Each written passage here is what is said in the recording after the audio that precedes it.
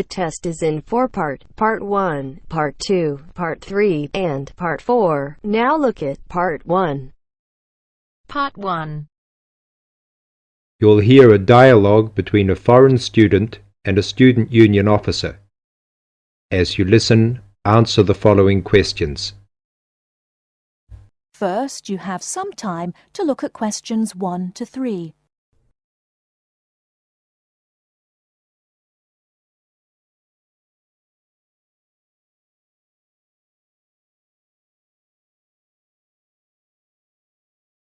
Now we shall begin. You should answer the questions as you listen, because you will not hear the recording a second time. Listen carefully and answer questions 1 to 3.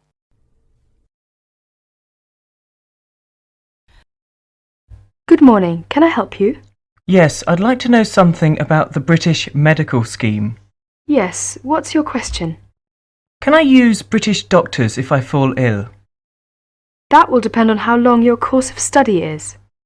If it is 6 months or more, then you are entitled to treatment from the British medical scheme, called the National Health Service, NHS, as if you were a British citizen. With the NHS, consultations with doctors are free, but you will be asked to pay something towards the cost of medicines. In 1987, this is £2.40 for each item of medicine. You are also entitled to free treatment in British hospitals. Always make sure the doctor knows you want treatment from the NHS, as doctors also take private patients, who pay the full cost of all their treatment. How do I make sure I can be treated by the NHS? If you are eligible for treatment, that is, you are registered on a course of 6 months or longer, then the first thing you should do is to register with a doctor. You should register with any doctor close to where you live. Local post offices have lists. Before you hear the rest of the conversation, you have some time to look at questions 4 to 10.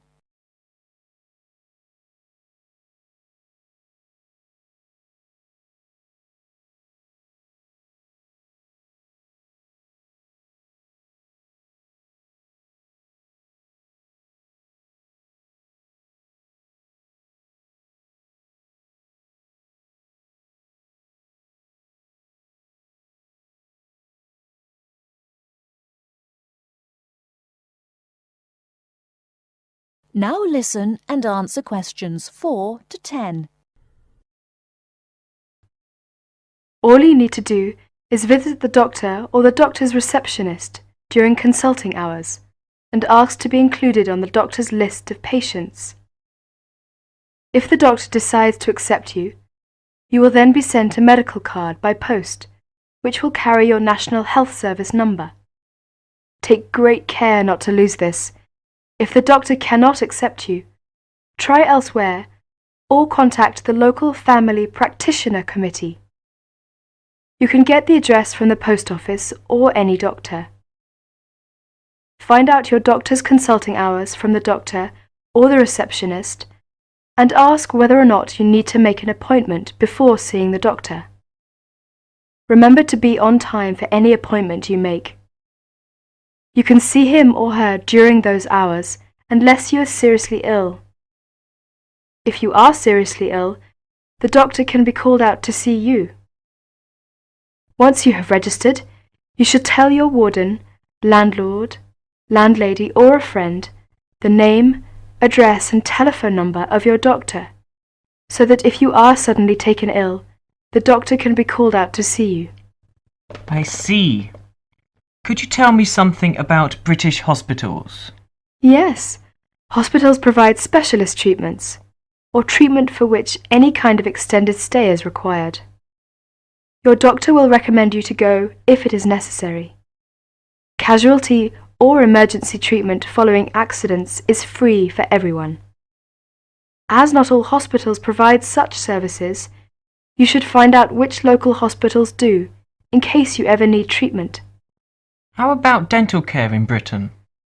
You can find lists of dentists who give National Health Service treatment at local main post offices.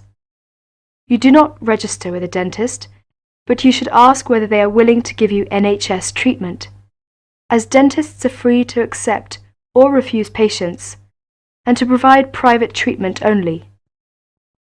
If you are accepted, you should give the dentist the NHS number which is on your medical card. There is a charge for all dental treatment. For basic treatment, this could be up to £17. More extensive dental treatment will cost more if you are not registered with a doctor. You will have to pay the full cost of dental treatment as a private patient. You will have to make an appointment to see your dentist and should give notice if you are unable to attend an appointment, or you will be charged for loss of time. You should try to have your teeth checked at least once per year by the dentist. From the NHS, you are entitled to a free 6-monthly checkup. Thank you very much. This helps me a lot. That is the end of part 1. You now have half a minute to check your answers.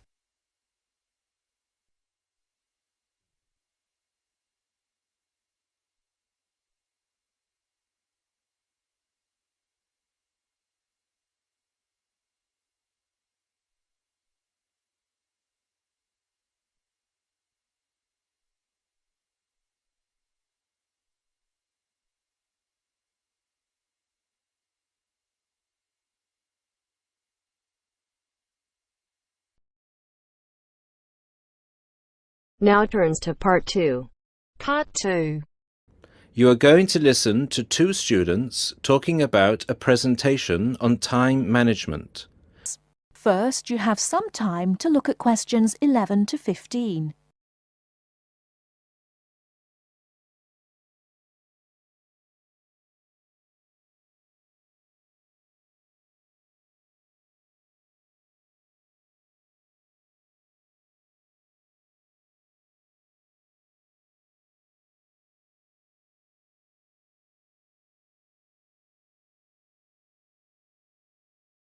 Now, listen carefully and answer questions 11 to 15. Hi Mark, what are you doing? Hi Lucy. Well, I'm preparing this seminar on time management. I'm supposed to do a presentation on the topic next week. Ironic, isn't it? I'm probably the worst student when it comes to time management. I don't think you're that bad compared to some other people I know. Do you need some help with it? Yeah, I just don't know where to start, to be honest. When are you doing the presentation? I'm supposed to hand in the draft on Wednesday at 11 a.m. The presentation is scheduled for 10 a.m. this Friday. That's not too bad. This gives you the whole weekend to prepare. Let's brainstorm some ideas, shall we? Do you want to get a pen and paper to jot down some thoughts? I think you should start with a broad general statement. For example, I read somewhere that organizing time is a skill like learning to drive or tying your shoelaces. Then you could move on to discussing the common problems people have with managing time. That's not a bad idea. One of the common problems is putting things off. Yeah, you could also mention some common signs of this symptom, such as last-minute holiday shopping, putting off visits to the doctors or the dentist. Another problem is relying too much on your memory and not writing things down. Do you mean not keeping a diary or a planner to plan the tasks? That's right. For example, writing down what I need to do in a diary or planner helps me remember what I need to do and makes me more focused on the tasks for the day. Good idea. Before you hear the rest of the talk, you have some time to look at questions 16 to 20.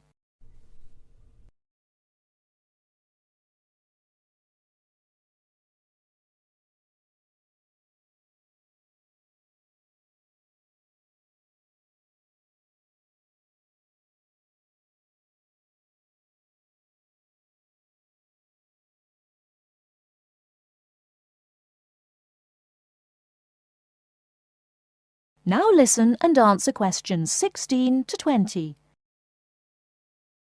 That reminds me of something I've been meaning to do for a while now.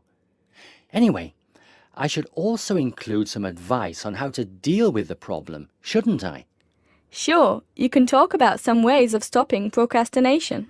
I guess making a to-do list can help one focus on what needs to be done. Definitely. Another way to deal with the problem is to prioritize and do the hardest job first, the one which requires the most effort and concentration. Also, my tutor recommended that I should break big projects into small parts with a specific goal. Having an action plan has worked for me. I usually make a list of small tasks I need to do to achieve a goal. Sometimes I just don't feel like getting down to work because a task seems too overwhelming for me to even think about. This technique helps me reduce psychological pressure if I think of a project as a set of easily achievable tasks. Don't you think? I know what you mean. I often feel like that myself with the statistics project I've been doing this term. I'm well behind and the deadline is next week. I think setting deadlines and sticking to them can help one to achieve goals. You can discuss this aspect in your presentation too. A good point.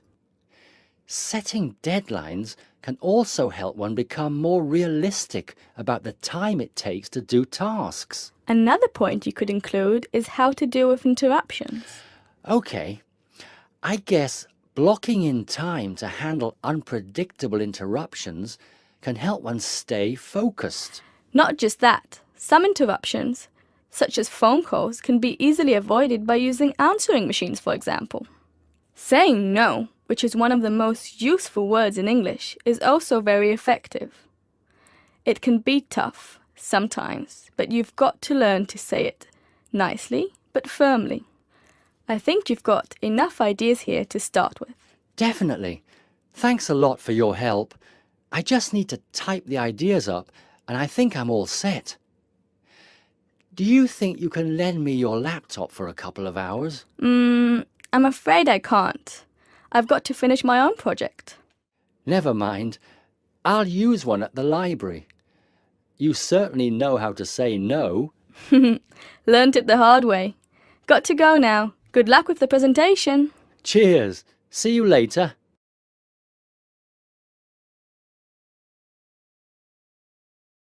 That is the end of part 2. You now have half a minute to check your answers.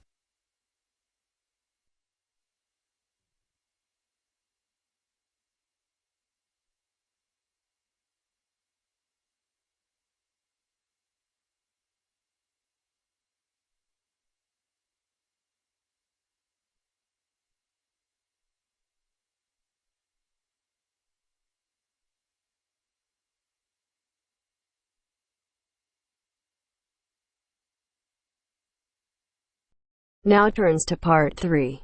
Part 3. You are going to hear a conversation between a student and a driving instructor.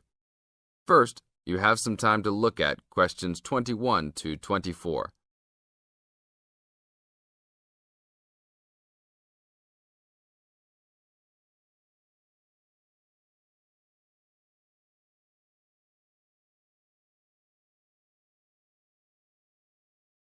Now listen to the tape and answer questions 21 to 24. Hello, I'm going to be your driving instructor today.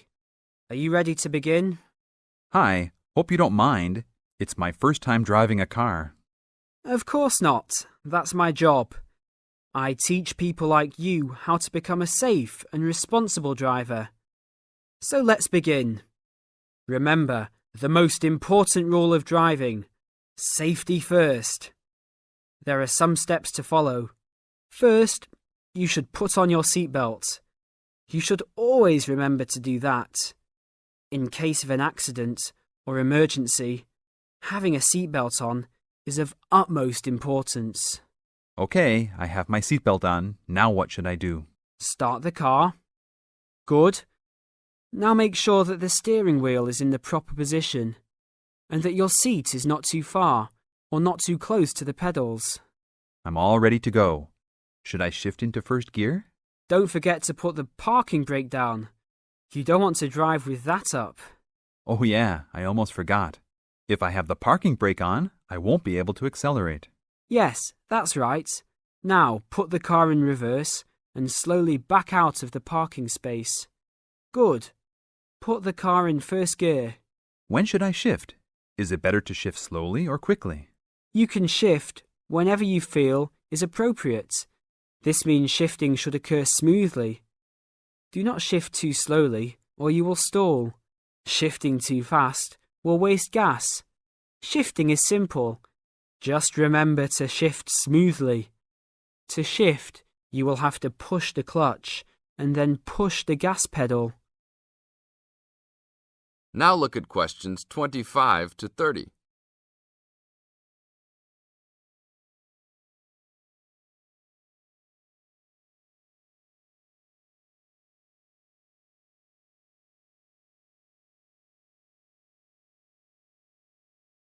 Now listen to the tape and answer questions 25 to 30. Remember, smoothly is the key to good shifting. Like this? Yes, that's good. Now keep it slow. Don't drive very fast just yet. Be sure to constantly check your mirrors for oncoming traffic. Always be aware of everything that is around you, including 3 important things. Remember these 3: people crossing the streets, other cars, and bicycles riding next to you. What should I do if I see a yellow light? Well, it's always better to brake instead of trying to run it. But if you're travelling at a speed where it's impossible to stop in time, then you should try to make it across the intersection. But remember, you should always try to stop. It's the safest way to avoid an accident. Even if I have to brake very suddenly? Yes, even if you have to brake suddenly. What about if a driver behind me is going a lot faster than I am? You should always be ready to move to a slower lane if a driver behind you is forcing you to go faster than you are comfortable with. Never try to speed up to accommodate a faster driver. You could risk an accident or a speeding ticket. It's better to let him go. That sounds like good advice.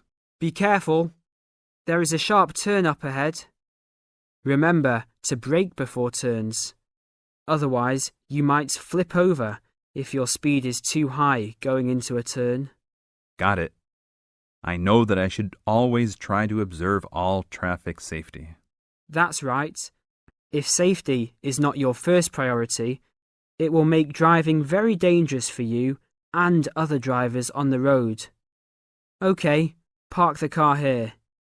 You did a great job today for your first day. I'll see you in 3 days. Thanks so much. I will see you then. That is the end of part 3. You now have half a minute to check your answers.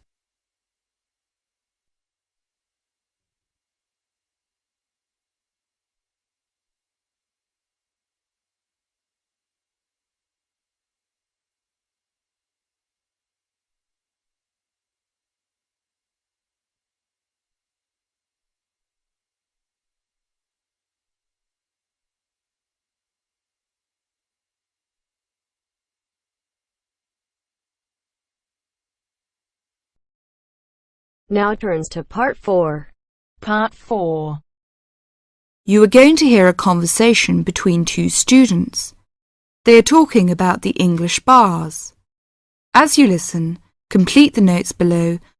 First, you have some time to look at questions 31 to 40.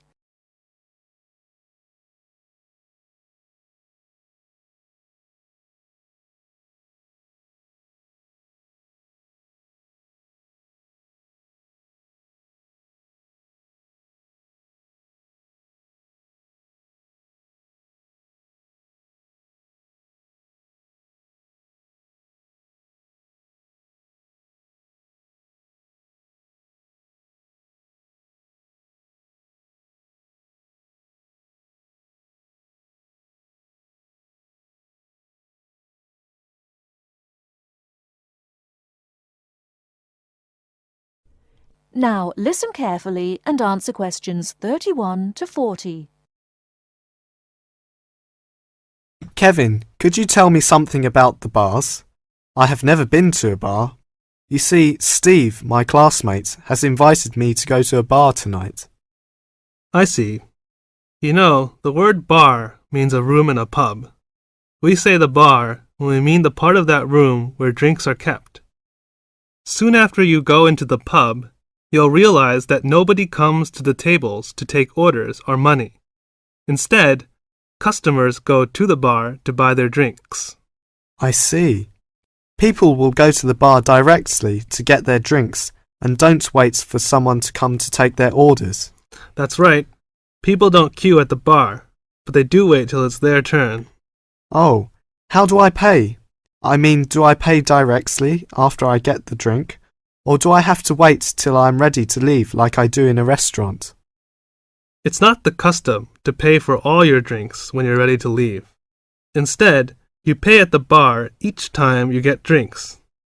It helps if you're ready to pay as soon as you're served, and you'll notice that many people wait with their money in their hands. I see. Do I have to give a tip? No, it's not the custom to give a tip. It's very common for friends to buy their drinks together in rounds. This means that each person takes a turn to buy drinks for everybody in the group. It's faster and easier, both for you and for the person serving, if drinks are bought in this way. Naturally, you don't have to have a drink in each round if you don't want one. That's interesting. When you're looking for somewhere to sit, remember that people have to leave their seats to get drinks, etc. So an empty seat may not in fact be available to you. If you're not sure whether a seat is free, ask someone sitting near it. When it's time for another drink, people usually take their glasses back to the bar to be filled again. If you're leaving, the friendly thing to do is to take your glasses back to the bar, thank the person who's been serving you, and say goodbye or good night. Thank you, Kevin. This helps me a lot. By the way, what kind of drinks are available in pubs? Well, you can get both alcoholic and non-alcoholic. Beside alcoholic drinks, such as beer and wine, there is cider, which is made from apples, usually sold in bottles, port, a type of thick sweet wine from Portugal, sherry, which is a type of wine from Spain, and spirits. These are a kind of strong alcoholic drinks such as whiskey and brandy. What about non-alcoholic? I don't drink alcohol. Well, they offer all kinds of fruit juices, such as orange and tomato. These drinks are usually sold in small bottles. And soft drinks, we often call sweet drinks, like Coke and Fanta. They are normally sold in small bottles or cans. And lemonade, which is a clear and sweet drink made with carbonated water. They also serve cordials. What are cordials? Cordials are strong and sweet drinks tasting of fruit, such as lime cordial, black currant cordial. They are often added to other drinks or drunk with water. I don't like sweet drinks. Are there any other non-alcoholic drinks? Yes, mineral water, but it's not available in all pubs. Kevin, one more question. What is VAT? I saw this on most goods in Britain. Well, VAT stands for Value Added Tax. The price shown on most goods in Britain includes a tax of 15%. If you use the retail export scheme, this tax can be returned to you if you take the goods with you when you leave Britain. You may have to spend a certain sum of money before you qualify for the scheme, and you'll have to show your passport. Ask in the shop if they operate the retail export scheme. If they do, the shop assistant will explain how you can get the tax back and fill in a form with you. VAT is also charged on hotel, restaurant bills, theater, cinema tickets, and car hire. Are these refundable? No, it's not refundable in these cases. Thank you very much. I really learned a lot. That is the end of part 4. You now have half a minute to check your answers.